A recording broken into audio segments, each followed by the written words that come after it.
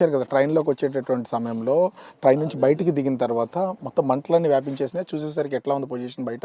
Full స్మోక్గా ఉంది పైన అంతా. ఆ తర్వాత మంటలు వచ్చాయా? మంటలు వచ్చాయి. మంటలు వచ్చే తర్వాత స్మోక్ వచ్చింది.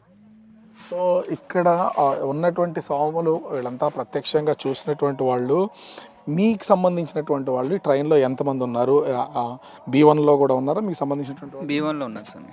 B1లోనే మాకు తెలిసిన స్వామి, మాతో పాటు జర్నీ చేసే స్వామి ఒకరు ఉన్నారు. వాళ్ళు మాకు ఇంటిమేషన్ ఇచ్చారు. మాకు ఒక స్వామికి ఫోన్ రాగానే ఈ స్వామి వెళ్ళి వేరే స్వామిని లేపాడు. లేపగానే మా స్వామిలందరూ మేము ఎలక్ట్ అయ్యి ఇక్కడ ఉన్న వాళ్ళందరూ ఎలక్ట్ చేసి బయటకు పంపించాం. వచ్చేసరికి ఇంకెక్కువ మంటలు రావడంతో అందరిని ఎలక్ట్ చేసి బయటకు వెళ్ళిపోయాం. మొత్తం ట్రైన్ అంతా కూడా కిందకి దించేసినటువంటి పొజిషన్ అయితే కనిపిస్తుంది, లేకపోతే ఈ మంటలు చెలరేగినటువంటి వాళ్ళు మాత్రమేనా? లేదు సార్, మొత్తం ట్రైన్ మొత్తం ఖాళీ చేశారు. ఖాళీ చేసి దూరం పంపించారు. బాగానే సపోర్ట్ చేశారు.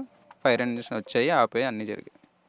సో ప్రత్యక్ష సాక్షులు వీళ్ళంతా కూడా చెప్తున్న వివరాల ప్రకారం కనుక మనం ఒకసారి చూస్తే, అంటే దీని తీవ్రత ఏ స్థాయిలో ఉందనేది మనమైతే అర్థం చేసుకోవచ్చు.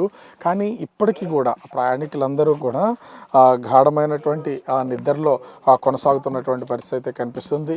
నిద్రలో ఉన్నటువంటి వాళ్ళు ఈ ప్రమాదం సంభవించినప్పుడు సహజంగా ఏసీ కోచ్ కావడంతో పొగ మొత్తం అంతా కూడా వ్యాపించేసి ఊపిరాడకపోవడం వల్ల ఎటు కదలలేనటువంటి వయసు ఉన్నటువంటి చంద్రశేఖర్ సుందరం అనే ఆ ప్రయాణికుడు తను విజయవాడ నుంచి విశాఖ వచ్చి తిరుగు ప్రయాణంలో ఈ అగ్నికి ఆహుతి అయిపోయినటువంటి పరిస్థితి అయితే కనిపిస్తుంది.